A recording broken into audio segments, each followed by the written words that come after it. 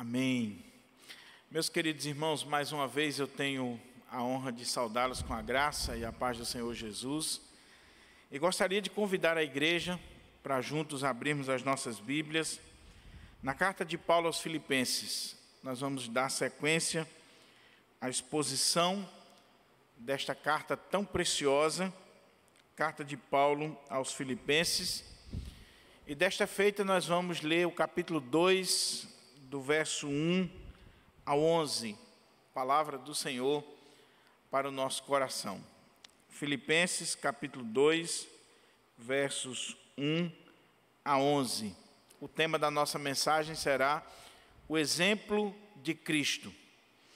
Eu estou usando para esta série a versão Nova Almeida atualizada. Então, para aqueles que gostariam da informação, eu estou usando a NAA, a Nova Almeida atualizada, tá bom? Filipenses 2, 1 a 11, o exemplo de Cristo Jesus. Palavra do Senhor para o nosso coração. Diz assim a palavra de Deus: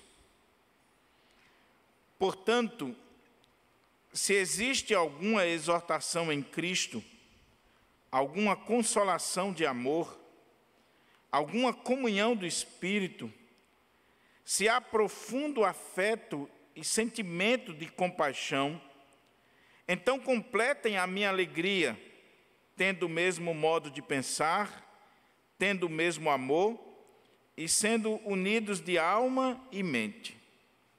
Não façam nada por interesse pessoal ou vaidade, mas por humildade, cada um considerando os outros superiores a si mesmo, não tendo em vista somente os seus próprios interesses, mas também os dos outros.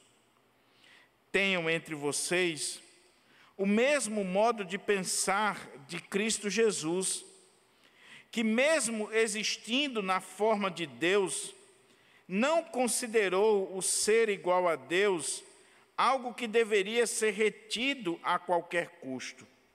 Pelo contrário, ele se esvaziou, assumindo a forma de servo, tornando-se semelhante aos seres humanos, e reconhecido em figura humana, ele se humilhou, tornando-se obediente até a morte e morte de cruz.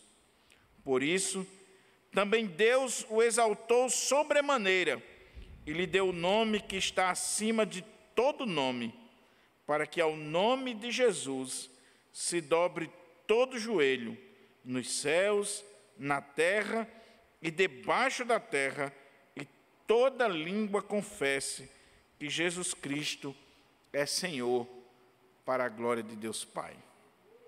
Amém? Nós vamos orar, meus irmãos, e nós vamos pedir ao Senhor que nos ajude, que nos agracie, que nos dê o entendimento correto dessa passagem. Eu confesso a vocês que é com temor e tremor que eu subo ao púlpito nesta tarde. Eu tremi nas bases para pregar esse texto, porque é um dos textos mais emocionantes do Novo Testamento, mas também um dos textos mais difíceis. Aqui está o texto base para aquilo que nós conhecemos como a cristologia, a doutrina de Cristo. Ele vai falar da divindade de Cristo, da humanidade de Cristo, do esvaziamento de Cristo. Então, nós temos que tirar as sandálias dos pés, porque o lugar que nós estamos pisando aqui é terra santa. Então, vamos orar, meus irmãos. Vamos pedir ao Senhor que nos ajude, que nos abra a porta à palavra, que nos oriente e que nos edifique nesta tarde. Ó Pai, é com temor e tremor no meu coração que eu chego diante do Senhor com a Bíblia aberta para expor a Tua palavra à igreja nesta tarde. Ó Deus, que o Senhor tenha misericórdia da minha vida e me dê o entendimento necessário, a iluminação, o discernimento deste texto tão sublime, tão importante, tão rico, Senhor, que temos diante de nós. Que a tua igreja possa sair daqui nesta tarde edificada, transformada para a glória do teu nome. Fala ao nosso coração, Senhor. Revela-te a nós. Que as palavras dos meus lábios e o meditar do meu coração sejam agradáveis na tua presença, ó Senhor, rocha minha e redentor meu. Amém. Amém. Mantenha a sua Bíblia aberta para a gente considerar o texto sagrado. Meus irmãos, como eu disse, esse é um dos textos mais importantes do Novo Testamento, porque ele vai falar para nós a respeito da pessoa bendita e gloriosa do nosso Salvador. Nós temos aqui um dos textos base para a cristologia, para a doutrina de Cristo. E nós temos aqui um dos textos também que tem causado controvérsias, que tem causado discussões, debates na história da igreja. Muitos estudiosos olham para esse texto e discutem qual o significado desse texto. Mas antes de entrarmos no texto, eu queria destacar aqui algumas coisas à guisa de introdução para a gente poder entender o texto. Primeiro, nós estamos vendo aqui que desde o versículo 27 do capítulo 1, Paulo vai tratar do verso 27 do capítulo 1 até o final do capítulo 2, na verdade ele entra também no capítulo 3, ele vai falar sobre a unidade da igreja. Ele está chamando a atenção para a unidade da igreja. Paulo está chamando aqueles irmãos a lutarem juntos pela fé do Evangelho, a lutarem ombro a ombro, como exército do Senhor, a estarem dispostos a buscarem a unidade da igreja. Ele tratou isso no verso 27 ao 30, chamou a atenção, exortou aquela igreja. E agora no capítulo 2, Paulo vai dar os fundamentos dessa unidade. Paulo vai fazer aqui algumas exortações com relação a esta unidade. E ele vai trazer alguns exemplos para que aquela igreja pudesse viver unida. Ele vai dar o exemplo de Cristo, ele vai chamar a atenção para a sua própria vida, para o seu exemplo. Ele vai dar o exemplo de Timóteo e de Epafrodito. É essa a divisão que temos diante de nós. Porém, de todos os exemplos, e o principal e o maior exemplo, e o que serve de base para os demais, é o exemplo de Cristo. Ele vai dizer que a base da unidade, o exemplo maior, o exemplo supremo para a vida daquela igreja é o exemplo de Cristo, que ele foi humilde, que ele se esvaziou, e isso deve ser para nós modelo para a igreja do Senhor Jesus. Só que quando nós olhamos o texto, como eu disse, esse texto aqui é um dos textos que tem produzido muito debate, porque ele fala de um dos pontos da teologia sistemática, em especial da cristologia, que trata do esvaziamento de Cristo, a doutrina da kenosis. E muitos estudiosos, muitos pregadores, muitos pastores, quando olham para esse texto, alguns de forma leviana ou sem a devida atenção, eles chegam à conclusão que Jesus abriu mão da sua divindade, dos seus atributos, que Jesus está abrindo mão do seu ser divino e se tornando humano, se fazendo humano. E não é isso que Paulo está dizendo aqui, e nós vamos ver. Jesus não deixou de ser Deus, quando ele assumiu a forma humana. Eu não sei se você lembra, mas ao longo da história da igreja, sempre existiu essa discussão quanto à questão das naturezas de Cristo. Talvez só o tema da ceia seja tão controverso quanto esse na história da igreja. Durante toda a história da igreja se discutiu, principalmente nos primeiros séculos, a respeito dessas naturezas de Cristo. Cristo é divino e humano, Cristo é só divino, Cristo é só humano. Como é que é essa relação das naturezas? E houve debates, concílios, muita coisa foi produzida, muita coisa foi debatida ao longo da história da igreja sobre esse assunto. Alguns dizendo que Cristo é somente Deus e a questão humana era só aparente. Outros dizendo que ele é um mero homem e que ele foi adotado como filho de Deus no batismo, que ele não tem nada de divino, mas é um mero homem. E a doutrina ortodoxa é que ele é 100% Deus, 100% homem, que ele se fez carne, que ele habitou entre nós, que ele assumiu a natureza humana e que existe uma união que na teologia chama-se união hipostática. A natureza divina uniu-se com a natureza humana para nunca mais se separar. Então ele é 100% Deus, 100% homem. Não podemos separar e não podemos dar ênfase a uma natureza em detrimento da outra. Ele é 100% Deus, 100% homem. Isso é a doutrina ortodoxa. Então, como eu disse, esse texto é um texto difícil, é um texto importante, é um texto que deve nos fazer refletir muito sobre a cristologia. Mas vamos lendo o texto e a partir daqui nós vamos tirar lições para a nossa vida. Versículo 1 do capítulo 2 até o versículo 11, eu coloquei como tema da mensagem o exemplo de Cristo. Mas lembrando que o tema de toda essa sessão, que vai do capítulo 1, 27, até o final do capítulo 2, é a unidade da igreja.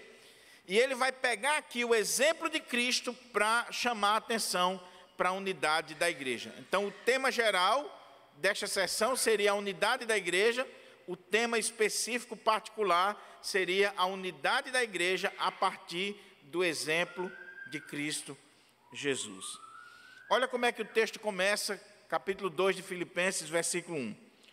Portanto, se existe alguma exortação em Cristo, alguma consolação de amor, alguma comunhão do Espírito, se há profundos afetos e sentimentos de compaixão, então completem a minha alegria, tendo o mesmo modo de pensar, tendo o mesmo amor e sendo unidos de alma e mente. Primeira coisa que eu chamo a sua atenção é esse portanto, por isso, ou portanto, dependendo da versão que você tiver aí. O que é que Paulo está fazendo aqui? Este portanto, ou por isso, ele liga o que Paulo está dizendo aqui no capítulo 2 ao que ele acabou de dizer no capítulo 1. O que é que ele vem tratando no capítulo 1, principalmente do verso 27 ao 30? Ele vem tratando sobre a unidade da igreja. Ele havia chamado a atenção daqueles irmãos para aqueles irmãos viverem de modo digno do Evangelho de Cristo.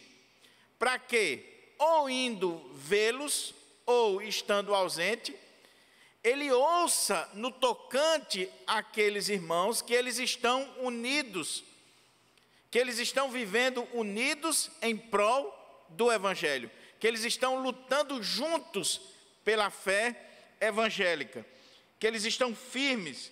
É só você olhar aí o versículo 27.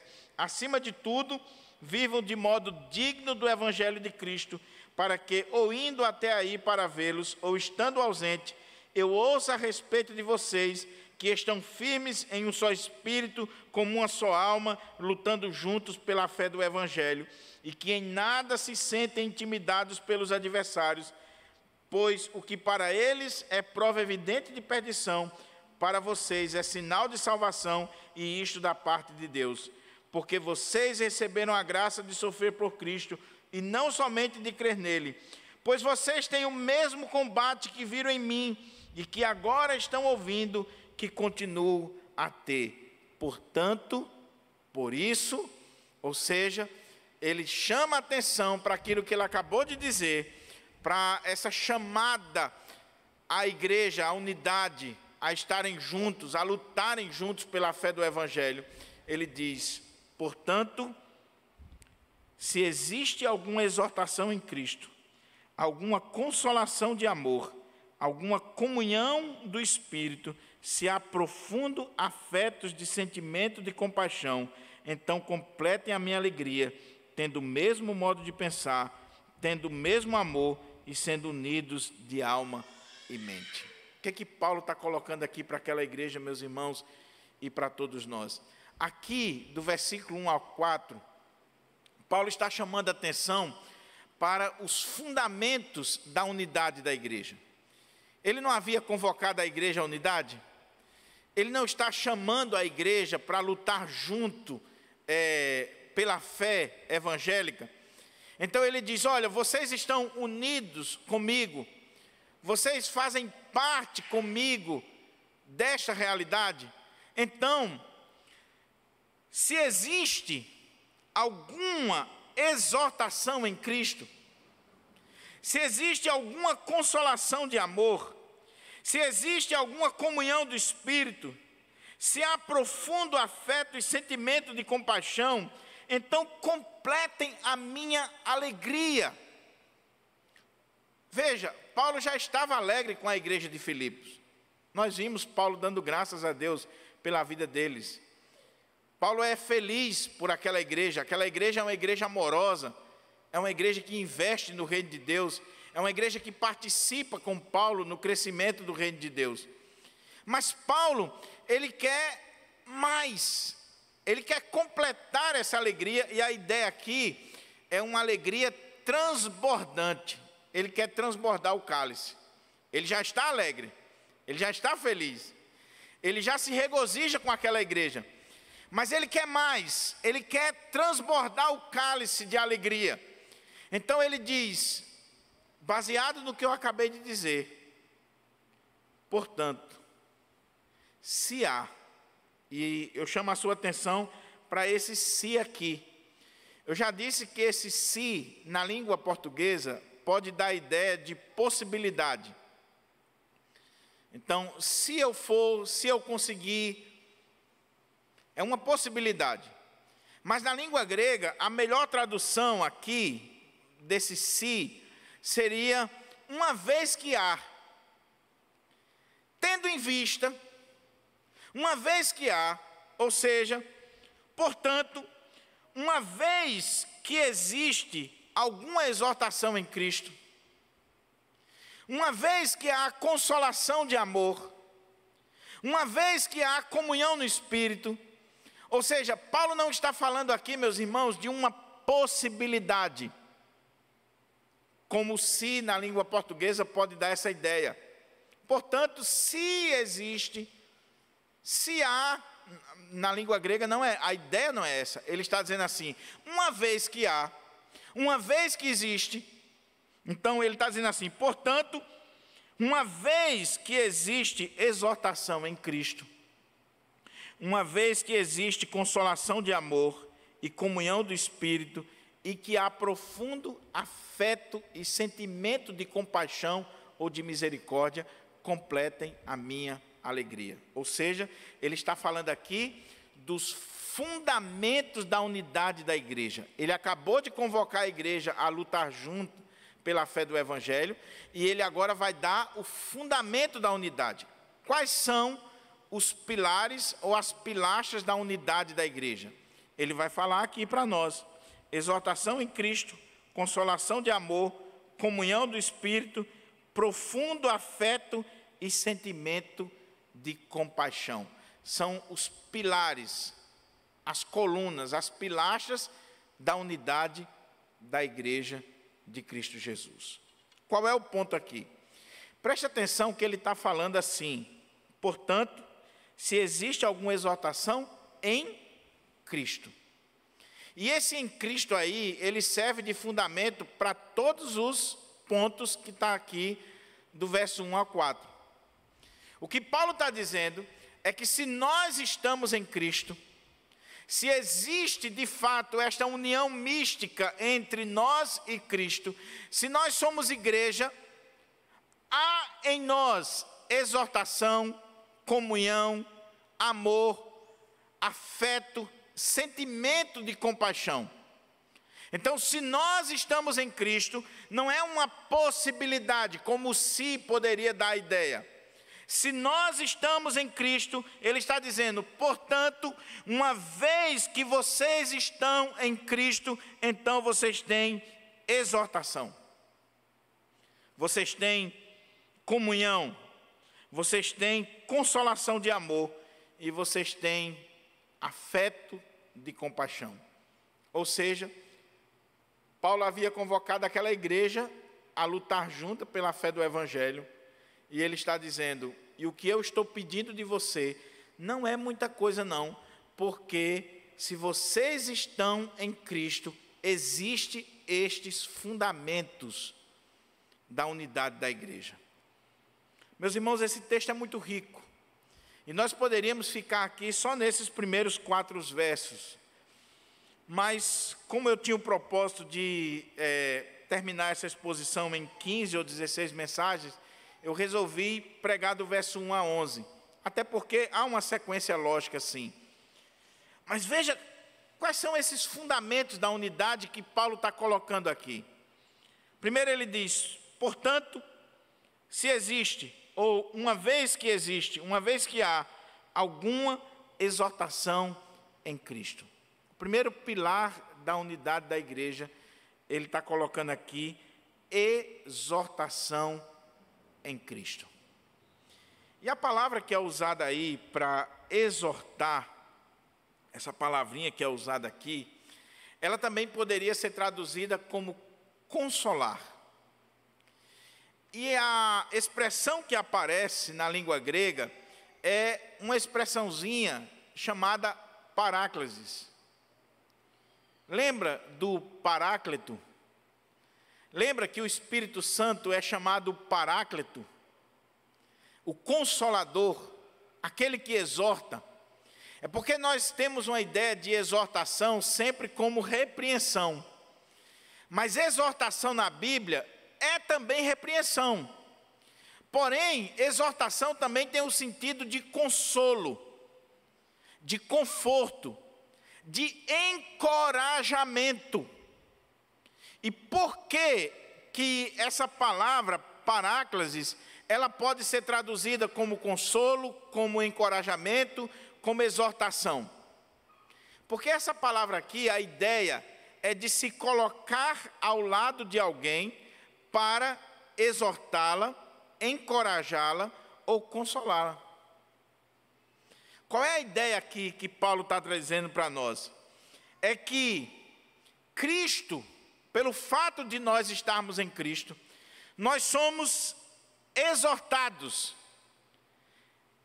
Em outras palavras, Cristo se coloca do nosso lado como advogado, daí a ideia de Paráclito, a ação do Espírito Santo. Então, o Espírito Santo é como um advogado que se coloca do lado da pessoa para encorajá-la, para consolá-la, para exortá-la. Dr. Russell Shedd diz que a ideia aqui de exortação, o que Paulo está dizendo para nós, é que Cristo se coloca do nosso lado, como um pai ou um professor se coloca do lado de uma criança para encorajá-la.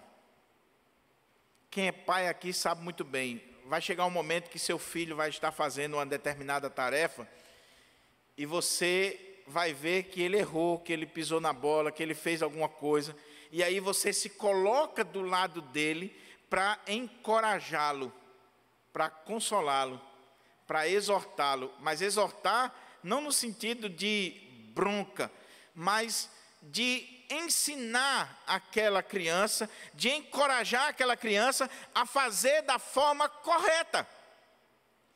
É essa a ideia aqui. Portanto, uma vez que existe encorajamento em Cristo, exortação em Cristo, consolo em Cristo, ele está dizendo, isso aqui é base para a igreja. Por quê? Você sabe quem você é, não sabe, meu irmão? Você sabe quantas vezes você faz besteira e Cristo está do seu lado, lhe exortando, lhe consolando, lhe encorajando para você continuar. O ponto de Paulo aqui vai ser, se Cristo faz isso comigo e com você, quem somos nós para não fazermos isso na vida do nosso irmão e buscarmos a unidade da igreja? Se o nosso irmão está precisando de encorajamento, se o nosso irmão está precisando de consolo, se o nosso irmão está precisando de uma exortação para que ele continue, se a igreja do Senhor está precisando disso, Cristo faz na minha vida, por que que eu não vou fazer na vida do meu irmão? Por que que eu não vou estar do lado dele, como Cristo está do meu lado, para me encorajar? Por que que eu não vou estar do lado do meu irmão, ombro a ombro, como um exército que está marchando, lutando junto pela fé do Evangelho? Paulo aqui, meus irmãos, não está gastando tinta. Paulo está dando os fundamentos da unidade. Mas ele continua, portanto, uma vez que existe exortação em Cristo, aí ele diz, consolação de amor. Parece a mesma palavra, e elas são similares, são muito parecidas, elas estão muito próximas. Mas é interessante que há uma diferença entre o consolo que Paulo falou primeiramente, porque ele usa a palavra paráclesis, e esse consolo aqui. Porque no primeiro consolo, a ideia é de encorajamento, de exortação. E é esse encorajamento em Cristo, Cristo nos encorajando, Cristo nos exortando, Cristo do nosso lado e dizendo, vamos lá, você vai conseguir, vamos fazer de novo, vamos fazer dessa forma. E ele vai encorajando você. E é isso que nós devemos fazer com os nossos irmãos. Mas agora ele diz assim, alguma consolação de amor. E a ideia de amor aqui é o amor de Deus. Esse consolo aqui, ele agora é oriundo de Deus. Os teólogos, quando comentam esse texto, veem aqui nesse texto a Trindade, a ação da Trindade na unidade da igreja, dando fundamento para a unidade da igreja. Você tem exortação em Cristo e você tem consolação de amor, e esse amor só pode ser o amor de Deus. Só que essa consolação aqui, ela poderia ser traduzida muito bem como incentivo de amor. Esse consolo aqui é um incentivo. E mais uma vez eu quero citar aqui o Dr. Shedd, que me influenciou muito nessa exposição, e eu fui muito abençoado pela a exposição dele no seu comentário dessa passagem. Ele disse que a diferença aqui é muito bonita, e Dr. Shedd tinha uma capacidade de falar com simplicidade, mas de colocar a verdade do texto bíblico assim, que nos emociona. Ele disse que enquanto a primeira exortação traz a ideia de alguém que está do lado, ou seja, Cristo do nosso lado, nos exortando, nos encorajando, nos consolando, a segunda aqui, o consolo, traz a ideia de Deus Pai, o Deus Pai, o Deus Todo-Poderoso, como que atrás de nós, nos dando um empurrãozinho. E aí eu estava imaginando a seguinte coisa, qual é a ideia aqui desse consolo de amor? Você já ensinou ao seu filho a andar de bicicleta? E aí o seu filho, você se coloca do lado ali, você está encorajando ele. Vamos lá, eu fiz isso.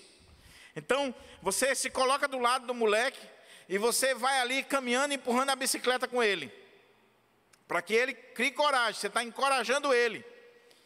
Daqui a pouco ele bota os pés ou ele toma, e você está ali exortando, consolando, vai dar certo, você vai conseguir. A ideia desse segundo consolo aqui é aquele momento quando o filho já está caminhando por causa desse encorajamento, desse consolo, e o pai, ele agora vem e dá aquele empurrãozinho, dá aquela adiantada na criança, e ele sai feliz da vida na bicicleta, com aquele empurrãozinho do pai. É um incentivo. O que Paulo está dizendo aqui é, portanto, uma vez que há exortação em Cristo, esse encorajamento em Cristo, e uma vez que há esse consolo de amor, essa consolação de amor, esse incentivo da parte de Deus Pai, fruto do amor de Deus na nossa vida, é isso que ele está dizendo. Ou seja, o que Paulo está colocando aqui é, eu e você, nós temos encorajamento, nós temos incentivo, nós temos o amor de Deus e nós temos Cristo do nosso lado, sempre que nós precisamos. A pergunta é, por que que eu não quero também ser canal de bênção na vida do meu irmão? Por que que eu também não quero encorajar, não quero incentivar, não quero estar junto do meu irmão que está precisando, se Deus, que é bom, infinitamente bom, perfeito, justo, Ele faz isso comigo? Eu não mereço. Você merece esse encorajamento? Você merece esse incentivo de Deus? Você merece que Deus realize isso na sua vida? Não. Mas Ele faz por amor, por graça. E Paulo está dizendo, se Deus faz isso com você, faça isso um para com o outro. Busque a unidade da igreja, busque o bem da igreja. Ele vai chegar nesse ponto aqui. Aí ele diz, alguma comunhão do Espírito, ou seja, essa comunhão, essa koinonia, essa participação do Espírito, quem produz a unidade, a comunhão, esse vínculo na igreja, é o amor de Deus incentivando a igreja e o Espírito Santo que dá esse vínculo aqui na nossa vida. Comunhão do Espírito, essa comunhão que é produzida pelo Espírito, não é produzida pelo homem, não é produzida por eventos, não existe essa ideia de comunhão na Bíblia que o homem possa realizar. Comunhão é algo do Espírito Santo de Deus. Se não for o Espírito Santo de Deus, meu irmão, não tem comunhão.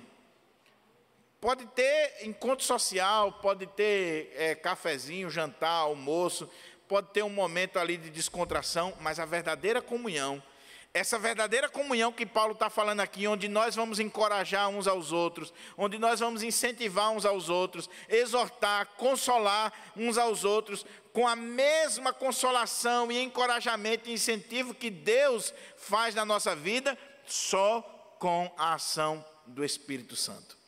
Não é produzido pelo homem. Não é uma ação humana, não é o conselho da igreja que diz assim, vamos nos reunir e vamos pensar como produzir comunhão na igreja do Pirangi. Não, a gente pode produzir sociabilidade, mas a verdadeira comunhão é fruto da ação do Espírito Santo de Deus. Então Paulo está dizendo, meus irmãos, já que vocês estão em Cristo, já que vocês são igreja do Senhor Jesus, existe na vida de vocês, não é uma possibilidade, já existe, há na vida de vocês, o que? Exortação em Cristo, encorajamento em Cristo, consolação de amor, a comunhão produzida pelo Espírito, e existe na vida de vocês, o que? Profundo afeto e sentimento de compaixão. Os orientais, e principalmente no contexto aqui que Paulo estava falando, e a expressão que ele utiliza na língua grega, eles viam a sede dos sentimentos, das afeições, as entranhas. Então, por isso que algumas versões aí dizem entranháveis afetos de misericórdia. Então, havia um verdadeiro amor, havia compaixão, misericórdia, a partir das entranhas. Eu até brinquei da outra vez que eu falei sobre isso. No contexto da época, a melhor declaração de amor de um jovem para com uma menina seria: olha, eu te amo com todas as minhas tripas. Eu te amo, ele estava dizendo assim: eu te amo com todo o meu ser. Eu te amo de todo o coração. Só que eles não colocavam só o coração. Era coração, fígado, estômago, tudo, as tripas. Eu te amo com todo o meu ser. É esse entranhado afeto de compaixão. Paulo está dizendo que se nós somos igreja de Deus, se nós estamos em Cristo, tem que existir em nós. Não é uma possibilidade. Tem que existir em nós entranhados afetos de compaixão. Nós temos que amar, porque é assim que Deus nos ama. Aí Paulo diz: uma vez que há isso, uma vez que vocês têm isso que eu falei, então, olha como é que ele continua. Então, completem a minha alegria. Eu já estou alegre com vocês. Eu já estou feliz com tudo que eu escuto de vocês, com tudo que tem acontecido aí na igreja de Filipos. Mas uma vez que há tudo isso na igreja de Deus, uma vez que há todo esse fundamento, todos esses pilares na vida de vocês, então, meus irmãos, completem a minha alegria. E como é que vocês vão completar a minha alegria? Completem a minha alegria tendo o mesmo modo de pensar, tendo o mesmo amor e sendo unidos de alma e mente. É muito interessante o que Paulo está dizendo aqui, porque ele está dizendo assim: igreja de Filipos,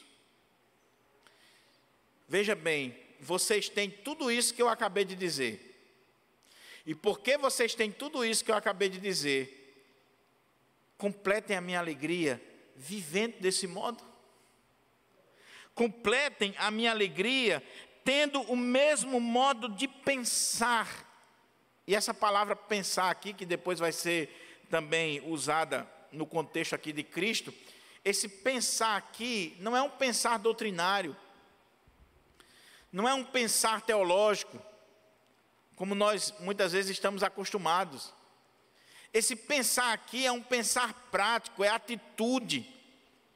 Por isso que muitas vezes é traduzido como sentimento, tende o mesmo sentimento, ou o mesmo modo de pensar, a mesma atitude, a mesma vida. Já naquela época, meus irmãos, as pessoas viviam muito no abstrato, principalmente no contexto grego, da filosofia grega. Então, uma coisa é eu ficar aqui discutindo sobre o que é encorajamento em Cristo, consolação de amor, comunhão do Espírito. É eu ficar entendendo à luz do texto grego, da teologia, o que é afeto de misericórdia, entranháveis afetos. Então, vamos fazer um congresso aqui para entender o que é encorajamento em Cristo.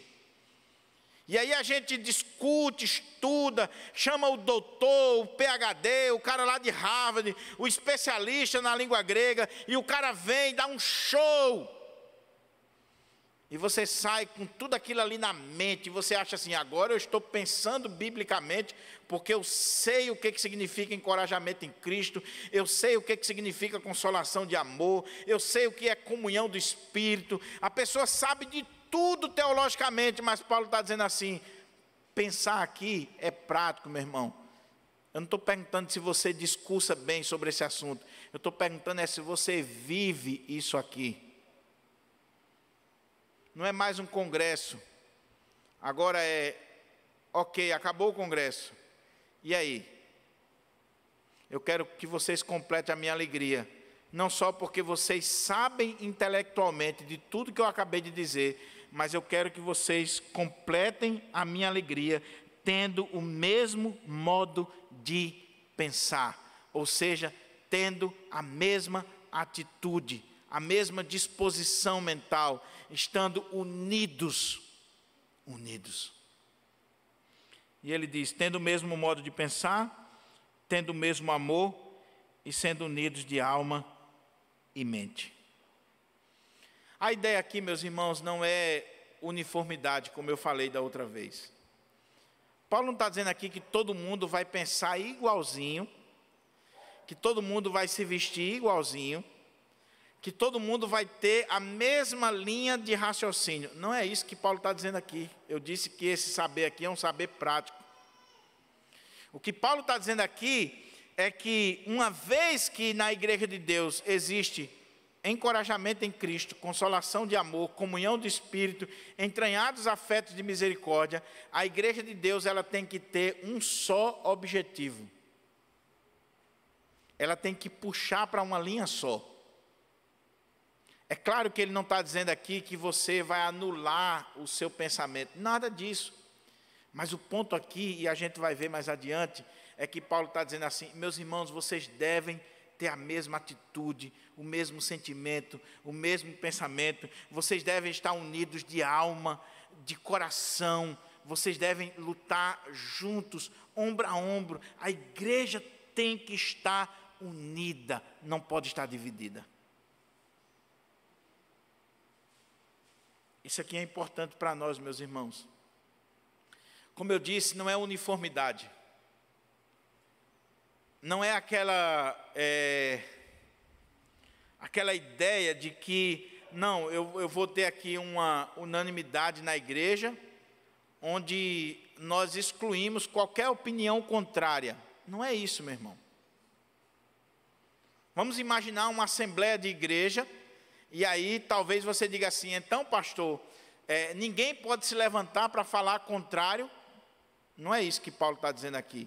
Agora, o que Paulo está dizendo é: se você vai se levantar na assembleia da igreja para falar alguma coisa, a questão é: você está pensando, você tem um só objetivo como a igreja, você está buscando a unidade da igreja ou não? Por quê? Olha o que ele diz aqui: unidos de alma e mente. Aí ele diz: não façam nada por interesse pessoal ou vaidade. Não é pecado você dar a sua opinião, meu irmão.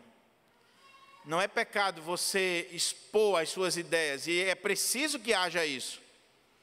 No conselho da igreja é preciso que os presbíteros, muitas vezes, tenham opiniões contrárias.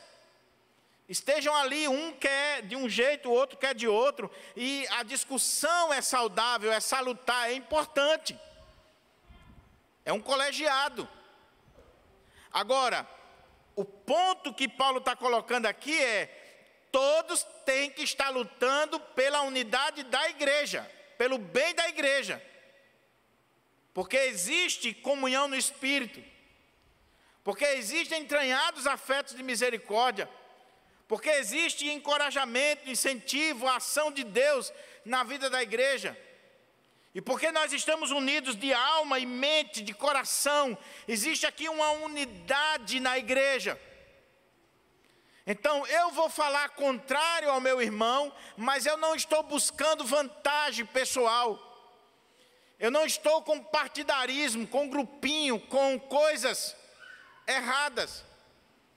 Não é vaidade, não é para que eu apareça, não é para minha glória, não é para mostrar que a minha opinião prevaleceu sobre as demais. Eu vou falar, eu vou colocar a minha ideia, mas eu estou pensando no bem da igreja. Eu estou querendo o bem da igreja, a unidade da igreja. Eu não estou querendo aparecer usando as coisas de Deus. O que Paulo está dizendo aqui, meus irmãos, é muito sério. Ele está dizendo: não façam nada por partidarismo ou por interesse pessoal. Tem pessoas, meus irmãos, na igreja que tomam determinadas decisões, que fazem determinadas propostas na igreja, e não é interesse no bem da igreja, na glória de Cristo, é interesse pessoal, é partidarismo. A raiz aqui da palavra é politicagem. Essa é a ideia. Meus irmãos, nesses 10 anos de pastorado ordenado, lidando com conselho e com conselhos. Eu vejo tanto isso, e às vezes me entristece tanto. Pessoas querendo fazer determinadas mudanças na igreja, ou propondo determinadas coisas na igreja, mas não estava pensando no bem comum, estava pensando simplesmente em si. Era partidário, e era vaidade pessoal, interesse pessoal. Então Paulo diz: não façam isso, não façam isso. Vocês têm que lutar pela unidade da igreja. Nós não sabemos claramente por que Paulo está colocando isso aqui. Alguns dizem que havia uma divisão já acontecendo na igreja de Filipos.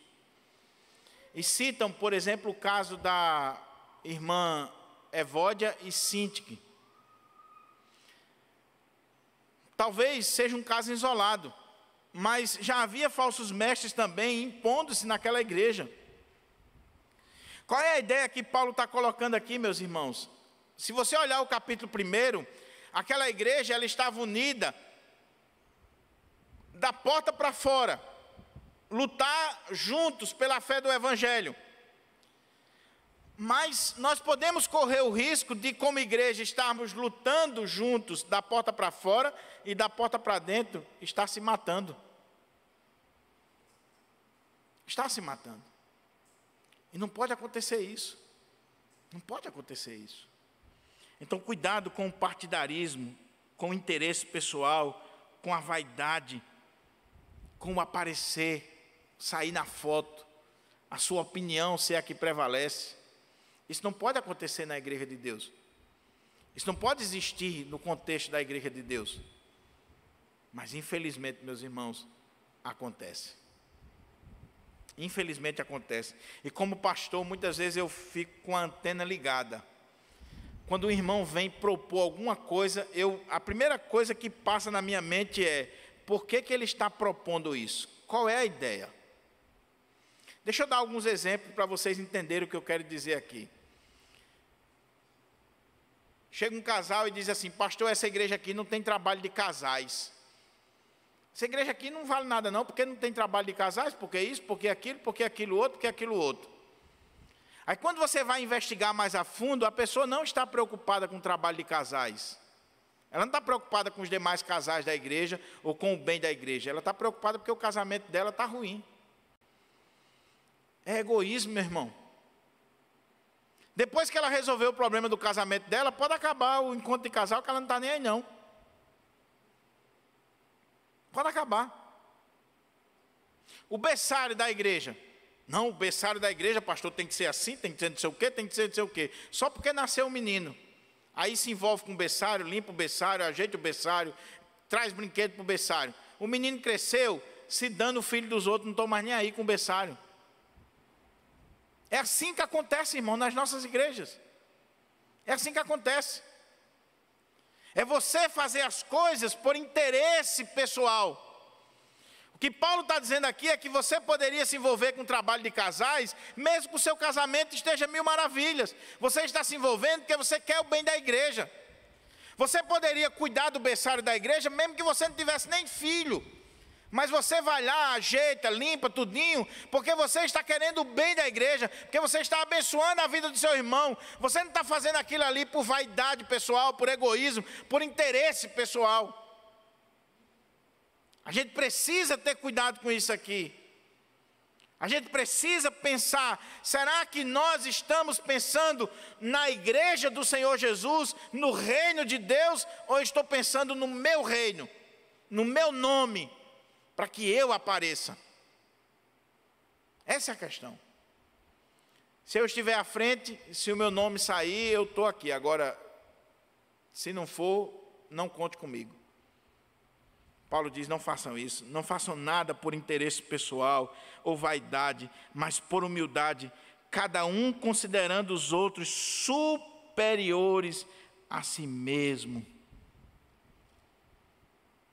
Deixa eu dizer um negócio para você. Você nunca trata mal alguém que você sabe que é seu superior. Você trata? Jamais, não trata. Quando você olha para o cara que é superior, você chega pianinho diante dele. Então o que Paulo está dizendo aqui é que o segredo para a unidade da igreja, para que a igreja conviva bem, para que Deus possa agir na vida da igreja e a igreja se mantenha unida, é eu olhar para o meu irmão e ver ele como superior a mim. E aí eu vou tratar ele da melhor forma. Agora, quando eu olho de cima para baixo, aí muitas vezes eu piso, eu humilho, eu não trato da forma correta. Mas ele está dizendo assim: considere o outro superior a você mesmo. Olhe para o outro como alguém que é digno de você tratar ele da melhor forma, de você servi-lo, de você estender a mão. Não trate o outro com desprezo. Então ele diz,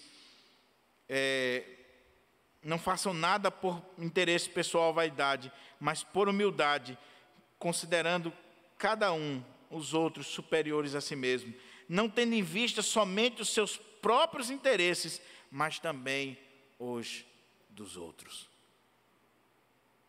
A igreja vai ser unida quando eu abrir mão dos meus próprios interesses em prol do interesse do outro. A minha proposta não venceu na Assembleia, mas não interessa a minha proposta. O que foi aprovado é para o bem da igreja, é para o crescimento do reino de Deus. Não interessa se o projeto é meu, se a proposta é minha, vamos lutar juntos para que a coisa ande. Mas eu tenho visto em conselho, em presbitério, em assembleia de igreja, a minha ideia não foi aprovada, estou fora. Não é mais o meu interesse, não é mais aquilo que eu queria, não é do jeito que eu quero, então estou fora. Vocês ficam aí, façam o que vocês quiserem. Eu estou fora. Paulo está dizendo, não faça isso, seja humilde. Só pode existir unidade na igreja quando existe quebrantamento, humildade. Quando eu olho para o outro e eu vejo o outro superior a mim, e quando eu não estou preocupado com os meus interesses pessoais, mas eu estou preocupado no interesse do outro, principalmente aqui da igreja de Deus. Aí vai haver unidade. Aí, quando Paulo expõe essa questão, Paulo vai usar o exemplo de Cristo. E ele vai pegar o exemplo de Cristo como o exemplo máximo para a vida da igreja. Porque qual é o ponto aqui? Muito bem, Paulo, então, já que nós devemos agir dessa forma, qual é o padrão? Em quem eu vou me espelhar? Então, vou procurar alguém aqui em quem eu possa me espelhar. O pastor A, o pastor B, o irmão A, a irmã assim. Só que todos nós somos falhos, meu irmão. Todos nós somos falhos. Todos nós tropeçamos naquilo que Paulo está falando aqui. Eu e você. Todos nós somos pegos em determinados momentos da nossa vida, lutando pelos nossos próprios interesses, com vaidade pessoal. E aí Paulo vai pegar aqui o exemplo supremo, que é o exemplo de Cristo Jesus. E entra o texto, que como eu disse, é um texto que deveria ser tratado numa mensagem à parte. Porque é um texto rico. É o texto base para a cristologia bíblica. E é interessante que há uma discussão muito grande aqui, porque alguns estudiosos dizem que nós temos aqui do verso 5 ao 11, um hino, um louvor, uma música sacra, inspirada pelo Espírito Santo, que pode ter sido composta por outra pessoa, e Paulo pegou esse hino que já era cantado na época, ou pelo próprio apóstolo Paulo. Eu não vou entrar nessa discussão aqui, mas o ponto é que Paulo vai pegar esse exemplo de Cristo, e Paulo vai agora trabalhar o exemplo de Cristo, e ele vai trabalhar doutrina, teologia, porque teologia é importante, para dizer assim, o padrão está aqui. Vocês devem fazer o que eu mandei. E o padrão, a régua, está aqui, ó, é Cristo Jesus. Vamos olhar como é que ele fez, para a gente imitá-lo, para a gente viver como ele viveu. E assim nós estaremos buscando o bem da igreja. Então ele começa, versículo 5, olha aí o texto. Ele diz assim, tenham entre vocês o mesmo modo de pensar de Cristo Jesus. Lembra que eu falei que o pensar aqui, que ele disse que nós devemos ter, não é o pensar teórico, mas é o pensar prático. Por isso que algumas versões aí colocam, tem o mesmo sentimento. Só que sentimento, na nossa língua, no nosso contexto, pode ficar deturpado na ideia de emoção. Mas aqui não é emoção. Aqui é atitude, é pensamento, é prática. É um pensamento prático. Ele está dizendo, ele exortou os irmãos a viverem desse modo que ele acabou de dizer. E ele vai dar um exemplo, um padrão para a igreja. E qual é o padrão? Ele vai dizer, tenham entre vós. Ele está falando aqui da igreja, da comunidade. É claro, isso se aplica individualmente? Se aplica. Mas o texto está chamando a atenção para a igreja, para a comunidade. Tenham entre vocês, igreja de Filipos e igreja do Pirangi, o mesmo sentimento, ou o mesmo modo de pensar, ou o mesmo estilo de vida, a mesma prática que houve também em Cristo Jesus. O que houve em Cristo Jesus? Qual era o sentimento? Qual era o modo de pensar? Aí aqui, meus irmãos, como eu disse, a gente tem que tirar a sandália dos pés. Porque olha como é que o texto diz para nós. Ele diz assim, que mesmo existindo na forma de Deus, veja, o que Paulo está dizendo aqui é muito profundo, meus irmãos, para nós. Na versão a Ara diz assim, subsistindo em forma de Deus. Porém, a Nova Almeida traduziu melhor, existindo, porque esse subsistir aí está falando dessa existência de Cristo. E ele diz assim que, mesmo existindo na forma de Deus, não considerou o ser igual a Deus alguma coisa que deveria ser retida a qualquer custo. Ou, subsistindo em forma de Deus, não usou como usurpação o ser igual a Deus. Qual é a ideia aqui? Como é que a gente pode entender esse texto? Meus irmãos, primeiro nós precisamos entender o que significa essa palavra forma. Porque Paulo está dizendo assim, que ele existindo em forma de Deus. Que forma é essa? E quando a gente olha para o texto grego, existia duas palavras que poderiam ser traduzidas como forma aqui. A primeira é a palavra morfê, que significa, que traz a ideia de natureza, de essência. É a palavra que Paulo está utilizando aqui. O que Paulo está dizendo é que Jesus Cristo, ele existia, ou ele existe, ele sempre existiu, existe e existirá como forma de Deus, ou seja, como essência de Deus. Ele é Deus, ele possui a natureza de Deus. Ele está falando aqui da divindade de Jesus, subsistindo em forma de Deus. Preste atenção nisso aqui, porque esse texto é um texto base para mostrar que Jesus de Nazaré não é um mero homem, mas Jesus é Deus. Ele existia na forma de Deus. E a palavra que Paulo utiliza é, ele tem a natureza, a essência de Deus desde a eternidade.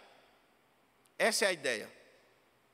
A essência de Deus. Mas existe outra palavra na língua grega para falar de forma, e não é essa que Paulo está usando aqui, que é a palavra esquema. Então você tinha morfê e esquema. Morfê fala da natureza, da essência, e esquema fala daquilo que é transitório. Qual é a ideia aqui? Por exemplo, Elaine. Elaine possui a forma humana, é o morfê. Mas ela também possui outra forma, ela é feminina e por aí vai. Então, a forma morfê que define Elaine como ser humano, não muda. É a essência dela, ela é um ser humano, como todos nós. Mas se usasse a palavra esquema, nós estaríamos dizendo que ela tinha um cabelo grande ou curto, que ela é morena ou branca, que ela é baixa ou alta, que ela é masculina ou feminina. Está dando para entender a diferença? Só que a palavra que Paulo utiliza aqui é morfê, é a ideia de essa essência, essa natureza. A moçada que está aqui, que assistiu Paulo Rende, tinha a hora de mofar. E qual era a hora de mofar? Era a hora que eles se transformavam. É essa a ideia, a raiz da palavra é isso aqui. Eles deixavam de ser um ser humano comum e eles passavam a se tornar aquele herói. Só que a forma como Paulo está colocando aqui é que Jesus já existia, não é que ele se transformou em Deus, não, ele já existia, é essência, é natureza, Jesus é Deus. Aí olha o que ele está dizendo: tenham entre vocês o mesmo modo de pensar de Cristo Jesus, que mesmo existindo na forma de Deus, não considerou o ser igual a Deus algo que deveria ser retido a qualquer custo. Na outra versão diz assim, não usurpou.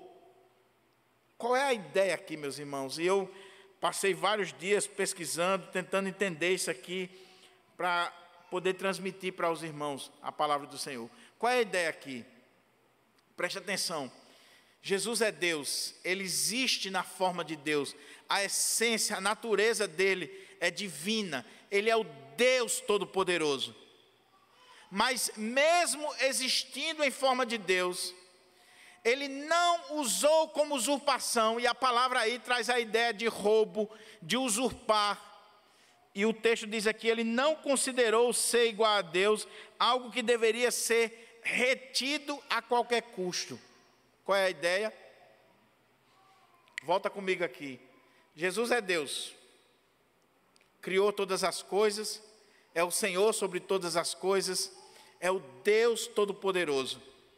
Mas Ele olhou para si e Ele não usurpou essa condição. Ele não fez uso ou Ele não roubou essa condição para se aproveitar dessa condição. Ele não fez aquilo que muitas vezes nós fazemos, que quando temos privilégios, nós nos aproveitamos dos privilégios, dos cargos e das condições que recebemos. Alguém já disse, você quer conhecer um homem? Dê a ele privilégios, dê a ele poder, e você vai conhecer quem é ele. Jesus sendo Deus, o Deus Todo-Poderoso, Ele olhou para si, e Ele não vai usurpar essa condição, Ele não vai roubar nada dessa condição, Ele não vai reter a qualquer custo o fato dele ser igual a Deus. Pelo contrário, Ele se esvaziou, assumindo, aí olha a palavra que Paulo utiliza, a forma, e a palavra aí é morfê de novo, não é esquema não. Assumindo a forma de servo, tornando-se semelhante aos seres humanos e reconhecido em figura humana, Ele se humilhou, tornando-se obediente até a morte e morte de cruz. O que Paulo está dizendo aqui, meus irmãos, para aquela igreja, e o que isso tem a ver com a unidade da igreja? Paulo está dizendo assim, vamos olhar para Jesus.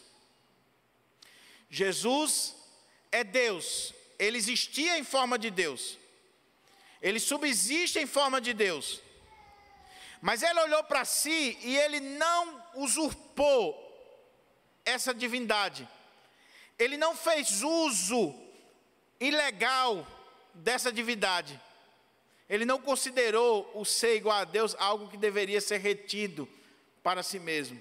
O que Ele fez? Pelo contrário, Ele se esvaziou. E aí é onde está a questão, porque é a doutrina da kenosis, do esvaziamento de Cristo, que provoca um debate grande entre os teólogos. Por quê?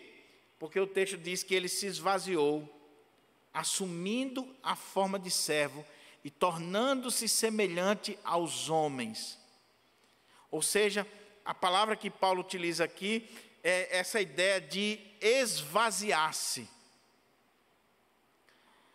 Aí alguns teólogos vão dizer o seguinte: ele abriu mão da sua divindade, ele abriu mão dos seus atributos e ele tornou-se um ser humano, e aqui diz um servo. Só que a teologia bíblica não permite que a gente faça essa afirmação. O que aconteceu aqui não é que Jesus deixou de ser Deus, ou que Jesus abriu mão dos seus atributos, ou que Jesus abriu mão da sua divindade. Jesus abriu mão, sabe de quê? Dos privilégios da divindade. Ele não usurpou, ele não roubou, ele não considerou o ser igual a Deus algo que deveria ser retido para si mesmo. Ele é Deus, ele continua sendo Deus, ele sempre será Deus, mas ele não vai fazer uso, ele tem todos os atributos da divindade, ele continua sendo Deus, mas ele não vai fazer uso desses privilégios divinos, ele vai assumir a forma humana, ele vai se esvaziar de toda essa prerrogativa divina e vir nascer como uma criança, numa manjedoura, ser humilhado, morrer numa cruz, como um servo, por mim e você. Meu irmão, se isso aqui não mexe com você, sinceramente, está na hora de você botar o joelhinho no chão e começar a clamar mais a Deus. Porque o exemplo que Paulo está dando aqui, meus irmãos, é um exemplo que não tem como discutir mais. Você já imaginou o Deus Todo-Poderoso, o Senhor de toda a glória, na sua majestade infinita, aquele que é o Senhor de todo o universo, ele abre mão das suas prerrogativas, dos seus privilégios, de estar no céu, para vir aqui. Ele abre mão dos privilégios da divindade, para vir e tornar-se um servo. E aqui, meus irmãos, não é enfeite, ele não fez um teatro.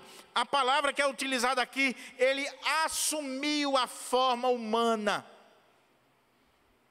Ele esvaziou-se a tal ponto desses privilégios da divindade, que o Deus Todo-Poderoso veio e se encarnou no ventre de Maria e assumiu a forma humana, não é a aparência humana, como os docetistas diziam. Ele assumiu a forma humana, ele é 100% Deus, e no ventre de Maria, ele se tornou 100% homem, com todas as limitações de um ser humano. Agora, você já parou para pensar o que é o Deus Todo-Poderoso nascer como um bebê limitado? E numa manjedoura? Precisando dos cuidados dos seus pais? Você já pensou que humilhação é essa? Você já pensou um rei, ele descer a tal ponto de se colocar como um servo entre os criados? Já parou para pensar isso? Se nós, por exemplo, na nossa cultura, a gente não consegue conceber um presidente da república que quebra um protocolo. O presidente quebrou o protocolo. Ele, ao invés de comer no bandejão de luxo, ele foi comer no bandejão dos pobres. A gente acha isso assim um absurdo, né? Uma autoridade, um ministro de Estado, um presidente da república, um rei, de repente se vê no meio dos pobres. Pois bem, o Rei dos Reis, o Senhor dos Senhores, o Deus Todo-Poderoso, Ele abriu mão dos seus privilégios e desceu, se esvaziou, foi até o limite mais baixo que poderia descer, assumiu a forma humana com todas as suas limitações. Por mim e você. Por mim e você.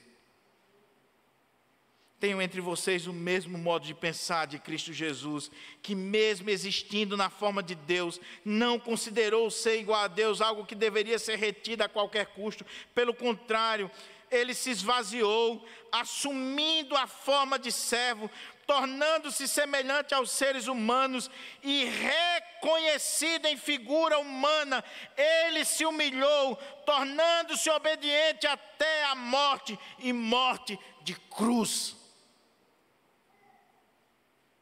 Jesus se esvaziou a tal ponto das prerrogativas da divindade, que Ele vai assumir a forma humana, e Ele vai sofrer e morrer a pior morte daquela época, que era a morte de cruz, que um cidadão romano não podia enfrentar, porque era uma morte terrível. Um romano nem usava essa nomenclatura para si, jamais. É portanto que Paulo era um cidadão romano, ele foi decapitado. Pedro não era cidadão romano, foi crucificado. Porque o cidadão romano, por causa da sua cidadania, do seu status, jamais iria morrer numa cruz de forma tão ignominiosa, ultrajante, humilhante, morrer numa cruz. Meus irmãos, esse texto aqui, como eu disse, é um dos textos mais profundos do Novo Testamento. Porque ele mostra para nós a divindade de Cristo e a humanidade de Cristo, essas duas naturezas, que nós não podemos descartar nenhuma delas, que estão unidas para sempre. E aqui nós compreendemos muita coisa do Evangelho. Por que que Jesus teve sede, teve fome? Por que que Jesus disse que não sabia o dia da sua segunda vinda? Porque Ele era um ser humano, 100% ser humano, como eu e você. Ele se esvaziou da sua divindade, dos privilégios da sua divindade, e assumiu a forma humana, a natureza humana. E o livro de Hebreus e as cartas vão colocar muito bem, que Cristo, Ele sofreu tudo aquilo que nós sofremos, exceto Ele não tinha o pecado que nós temos, o pecado original. Mas Ele era um ser humano como eu e você, e Ele foi tentado como eu e você. Agora você imagine aí, você é o Rei dos Reis, o Senhor dos Senhores, o Deus Todo-Poderoso, e agora você está diante dos homens, e você está nascendo numa manjedoura, você está sendo humilhado, ultrajado, cuspido na face, você leva murros, você é furado, você é humilhado, você, como Rei do Universo, você se submete a autoridades corruptas, falíveis, como Pilatos, como Herodes, como as autoridades romanas. Você se humilha a tal ponto. A tal ponto. Paulo está dizendo, tem o mesmo sentimento de Cristo Jesus, o qual, existindo em forma de Deus, não usou como usurpação o ser igual a Deus, pelo contrário, humilhou-se a si mesmo, esvaziou-se de todos os privilégios da divindade, assumiu a forma humana, a forma de servo, essa natureza humana que foi acrescentada a Cristo. E Ele tornou-se obediente até a morte e morte de cruz. São tantas implicações, meus irmãos, desse texto para a nossa vida. Já pensou que fundamento Paulo está dando para aquela igreja? Para chamar os irmãos à humildade? ao quebrantamento? Tinha outro exemplo melhor? Não tinha. Ele está dizendo que Cristo é esse exemplo de humildade, de esvaziamento, de não buscar os seus próprios interesses, os seus próprios privilégios, de não fazer uso das suas prerrogativas divinas. Cristo é esse exemplo para mim e você. Agora, o que é interessante para a gente caminhar para a conclusão é que ele se humilhou, ele se quebrantou, ele se esvaziou, ele abriu mão de toda essa prerrogativa e esses privilégios. Aí o que acontece? Por isso também Deus o exaltou sobremaneira. Não é ele que está se exaltando, é Deus o Pai que o exalta. Veja o contraste aqui. Ele se humilha, ele se quebranta, ele torna-se servo. O Pai agora, por isso, também Deus o exaltou sobremaneira e lhe deu o nome que está acima de todo nome. Ele que desceu ao estágio mais baixo, ele agora recebe um nome que está acima de todo e qualquer nome. Ele está sendo exaltado pelo Pai. E ele diz: para que ao nome de Jesus se dobre todo o joelho. E aí ele vai colocar nos céus, na terra e debaixo da terra. Alguns teólogos querem dizer aqui que está falando aqui dos seres angelicais, dos seres humanos e dos demônios. Ou seja, não existe um único ser ou uma única partícula deste universo que não tenha que se dobrar diante daquele que se fez humilde de coração, o Senhor Jesus. Aí ele diz: e toda língua confesse que Jesus Cristo, aí Paulo vai usar uma palavra que aqueles irmãos entendiam muito bem, e toda língua confessa que Jesus Cristo é Senhor, para a glória de Deus Pai. Em outras palavras, Paulo usa aqui uma palavra muito rica naquela época, é a palavra Kyrios, Senhor. Essa palavra Senhor aqui era usada para o imperador romano. Ele era o Kyrios, o imperador, o Senhor, o absoluto, o supremo. Chegaram ao ponto de se colocarem como Deus, de exigirem adoração para si, porque eles eram o Kyrios, o Senhor. Aí Paulo diz: não, o verdadeiro Senhor é aquele que, existindo em forma de Deus, ele não usou desses privilégios, ele humilhou-se a si mesmo, ele se quebrantou, assumiu a forma humana, viveu como servo, ele morreu numa cruz, mas Deus o Pai o exaltou de tal maneira que todo joelho se dobrará e toda língua confessará que ele sim é o Senhor, para a glória de Deus Pai. Que história é essa que César é Senhor, que fulano, nada disso. O Senhor do universo é o Senhor Jesus Cristo. O Rei de todo o universo é o Senhor Jesus Cristo. Paulo vai dizer que para ele todas as coisas convergem. Ele é o primeiro e o último, o primogênito de toda a criação, não no sentido de que ele foi criado, o primeiro criado, mas que ele tem a primazia em toda a criação.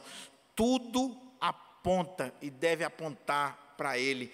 Ele é o centro de todas as coisas. Por isso que ele vai dizer: a ele a glória pelos séculos dos séculos. Amém. Mas qual é o ponto que Paulo está colocando aqui, meus irmãos, para mim e você? Veja que Paulo está fazendo teologia. Teologia é bom quando é feita assim, viu, meu irmão? Aqui é teologia pura, e não é qualquer teólogo não, é o apóstolo Paulo. E não é qualquer tema não, é cristologia, natureza de Cristo, as duas naturezas, a natureza divina e a natureza humana, e como elas se relacionam. É teologia pura, é coisa realmente para a gente passar anos e anos estudando e meditando. Você tem uma ideia? Dr. Heber Campos tem uma coleção de 3 volumes, de quase 800 páginas cada um, sobre isso aqui. Mas a teologia, ela está sendo usada para quê? Para chamar a atenção para a unidade da igreja. A teologia, ela só serve se ela tiver aplicação na nossa vida. Não adianta ficar aqui discutindo teologia se o intuito é só ficar discutindo e mostrando que a gente sabe alguma coisa. A teologia só serve se ela te afoga o nosso coração e se ela produzir mudança na nossa vida e na vida da igreja. Veja que Paulo vai tratar de cristologia para resolver um problema de unidade na igreja. Olha que coisa. Paulo está chamando a atenção para a cristologia, para a doutrina de Cristo, das naturezas de Cristo, mas o foco dele é resolver um problema de unidade na igreja. Daí eu faço uma ressalva. Você que está me assistindo agora, e você é contra a teologia, e você diz que a teologia esfria, que a teologia é isso, que é aquilo outro, cuidado com o que você está dizendo, porque a verdadeira teologia, ela não esfria, ela aquece o nosso coração. A verdadeira teologia, ela vai ser bênção para a vida da igreja. Se a verdadeira teologia está sendo usada na igreja, é bênção. É bênção. Estudar teologia é uma das coisas mais preciosas da nossa vida. Durante muitos anos, alguns analfabetos de plantão diziam: estudar teologia é coisa carnal, para que estudar teologia? Estudar teologia é você estudar sobre Deus, sobre o Espírito Santo, sobre a igreja, sobre a obra de Cristo, a natureza de Cristo, os ofícios de Cristo. É você se aprofundar nas coisas de Deus. Agora, sabe qual é o problema? É exatamente quando alguns estudam teologia só para crescer a cabeça, só para se tornar orgulhoso, se colocar que sabe mais do que os irmãos da igreja, que são os bambambam, e não tem aplicação nenhuma. Aí não serve, meu irmão. Ou talvez serve para lhe condenar, para lhe levar para o inferno. Você leu Somos Todos Teólogos, de R.C. Sproul, ou A Razão da Esperança, do Leandro Lima, um catatal assim, eu estou lendo.